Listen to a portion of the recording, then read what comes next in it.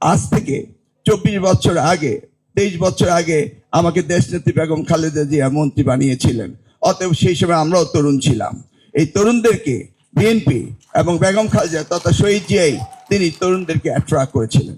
এবং এই জেনারেশন জি, যা ভবিষ্যৎ তরুণ আজকে যারা এই দ্বিতীয় বিপ্লবের অগ্রনায়কের ভূমিকা পালন করেছে, they are far better than the old generation in other way. The information technology, they are very advanced.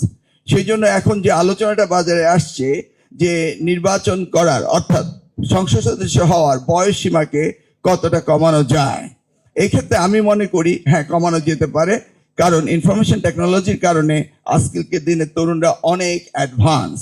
এই তরুণদেরকে সামনে নিয়ে আমরা এগোবো, সেটা আমরা বিশ্বাস করি। এবং আমাদের হচ্ছে ছাত্রদল, তরুণ রয়েছে, ওদের ভবিষ্যৎ ভালো হবে, সেটাও আমি বিশ্বাস করি। এর আগে আজকের আলোচনায় ডক্টর মামুন শিক্ষা কমিশন সম্পর্কে বলতে চেয়েছে। আমি আমার সাবজেক্টগুলি বলে ফেলি।